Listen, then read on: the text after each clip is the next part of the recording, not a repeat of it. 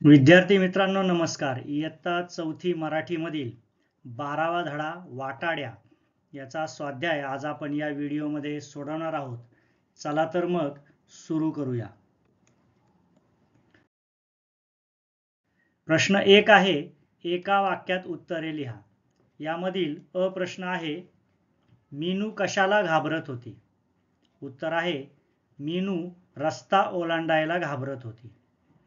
हा प्रश्न आहे, मीनूला दररोज शाळेत कोण पोहोचवत असे? उत्तर आहे, मीनूला दररोज शाळेत तिचे बाबा पोहोचवत असत.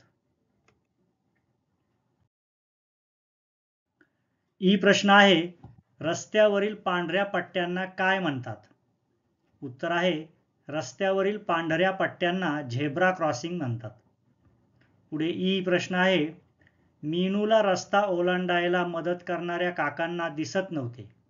हे पाठातील कोणत्या वाक्यावरून कळते? उत्तर आहे, आधी नीट बघ, उजव्या हाताला आणि मला सांग एखादी गाडी येते का ते, या वाक्यावरून समजते.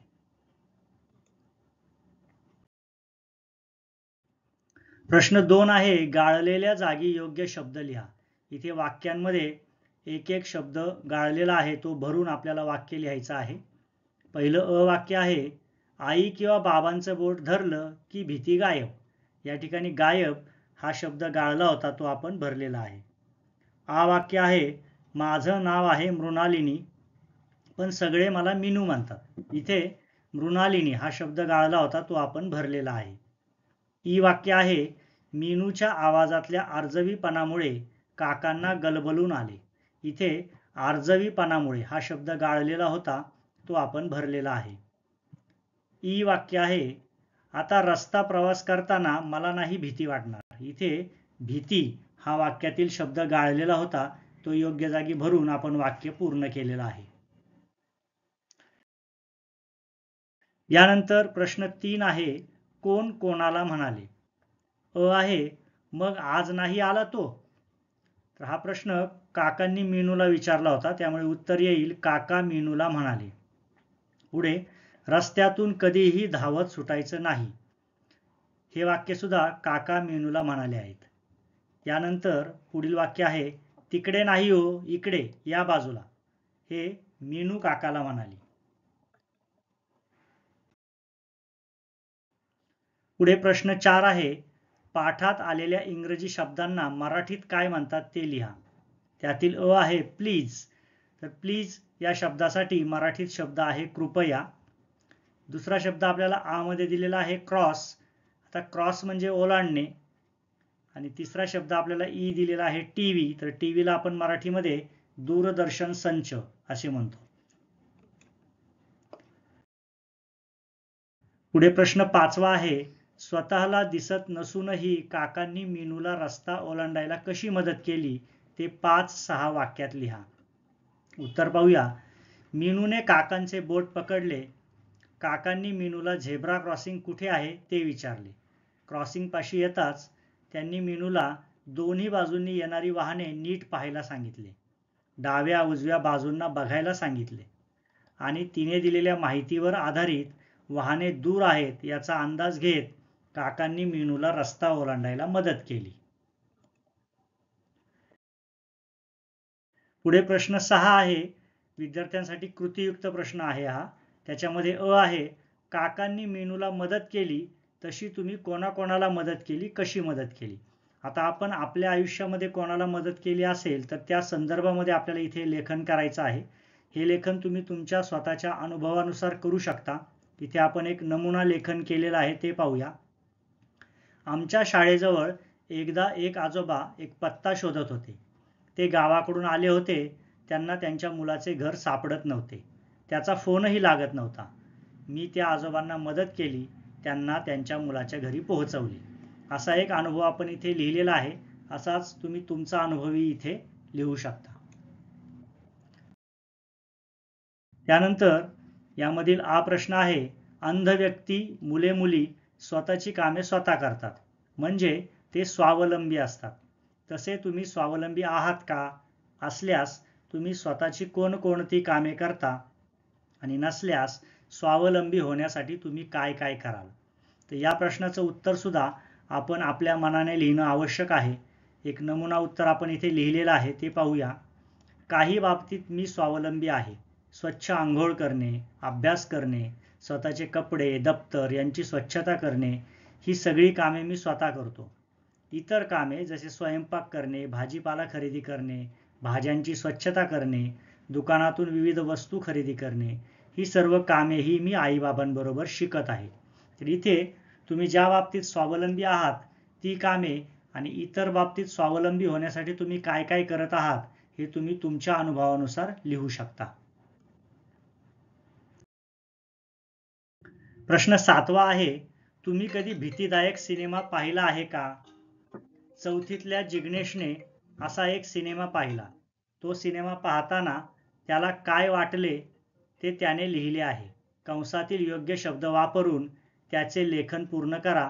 कंसामध्ये दिलेले शब्द आहेत कानाचा, घसा, श्वास, डोळे, कानठळ्या, छाती, जीव आणि पाय. हे शब्द आपल्याला वेगवेगळ्या ठिकाणी लिहून हे दिलेला उतारा पूर्ण करायचा आहे. तर आपल्याला पुस्तकामध्ये उतारा दिलेला आहे आणि त्यामध्ये गाळलेल्या जागा आहेत, त्या ठिकाणी योग्य शब्द भरायचे आहेत. पाहूया आपला उतारा आहे. सिनेमाच्या सुरुवातीला अगदी शांत रस्त्यावर एक मुलगा चाललेला होता. सगळं इतकं शांत होतं की आपला श्वास घेण्याचाही आवाज यावा. या ठिकाणी श्वास हा शब्द बसतो. पुढे, आणि एकदम एक कानठळ्या बसवणारी किंकाळी ऐकू आली. या वाक्यामध्ये कानठळ्या ही गाळलेली जागा होती ती आपण भरलेली आहे. पुढे, कानाचा पडदा फाटतो की काय असं वाटलं. इथे कानाचा हा शब्द बरोबर बसलेला आहे. यानंतर सिनेमात एक भली मोठी घार उडत आली आणि त्या छोट्या मुलाच्या अगदी जवळून गेली. माझी छाती जास्त जोरात धडधडू लागली. इथे छाती हा शब्द गाळलेल्या जागी बरोबर बसतो. आई बाबांच्या मध्ये बसून मी सिनेमा पाहत होतो पण तरीही घसा कोरडा पडला. इथे घसा हा शब्द आपण गाळलेल्या जागी भरला आहे. मध्यंतराआधीचे गुहेतल्या पाठलागाचे दृश्य पाहून तर पाय लटलटा कापू लागले. इथे पाय हा शब्द बसतो. भीतीने डोळे पांढरे पडू लागले पण सिनेमा पाहायचाच होता. या ठिकाणी डोळे हा शब्द आपण गाळलेल्या जागी भरलेला आहे. सगळं पडद्यावर चालतंय, काल्पनिक आहे हे माहीत होतं, तरीही मध्यंतर होईपर्यंत मी जीव मुठीत घेऊन बसलो होतो. इथे शेवटी जीव हा शब्द बरोबर बसलेला आहे. गाळलेल्या जागांवर योग्य शब्द भरून आपण उतारा पूर्ण केलेला आहे. त्यानंतर प्रश्न 8 आहे, खालील प्रसंग तुमच्यावर कधी आले होते का? त्यावेळी तुम्हाला काय वाटले, तुम्ही काय केले? त्यातील पहिला प्रसंग आहे, रस्त्यावरून चालताना एखादे वाहन पाठीमागून भरकन आले, जवळून गेले. तर उत्तर पाहूया. असा प्रसंग माझ्यावर आला होता. त्यावेळी मला खूप भीती वाटली होती. त्यानंतर मी रस्त्यावरून चालताना अधिक काळजीपूर्वक चालतो. या ठिकाणी तुम्ही तुमच्या अनुभवानुसार तुमचं उत्तरही लिहू शकता. पुढे हा प्रसंग आहे, रस्ता ओलांडताना एखादा अनोळखी माणसाने तुमचा हात पकडला, तुम्हाला त्याच्याबरोबर चालायला सांगितले.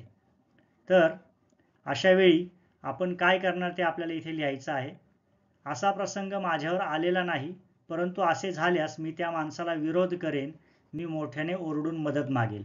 इथे आपण असं गृहीत धरलेलं आहे की तो माणूस तुम्हाला जबरदस्तीने कुठेतरी घेऊन जात आहे. अशा वेळेस आपण त्याला विरोध करू. पण जर त्या माणसाला खरोखर मदतीची गरज असेल आणि तो रस्ता ओलांडण्यासाठी तुमची मदत मागत असेल तर मात्र आपण त्याला मदतही करू शकतो. अशा पद्धतीने कोणत्या प्रसंगी कसं वागायचं ते आपण ठरवून त्यानुसार वागलं पाहिजे. तर इथे या प्रश्नांची उत्तरं तुम्ही तुमच्या मनाने बदल करून सुद्धा लिहू शकता. इथे आपल्या पाठाचा स्वाध्याय पूर्ण होत आहे. पाठातील सर्व प्रश्नांची उत्तरं आपण पाहिलेली आहेत. मुक्तोत्तरी जे प्रश्न आहेत तिथे तुम्हाला तुमच्या मनाने उत्तर लिहिता येईल. तर या सर्व प्रश्नोत्तरांचा व्यवस्थित अभ्यास करा आणि सुंदर हस्ताक्षरामध्ये तुमच्या वहीमध्ये या स्वाध्यायाचे लेखन करा. इथे आपला व्हिडिओ पूर्ण होत आहे. धन्यवाद.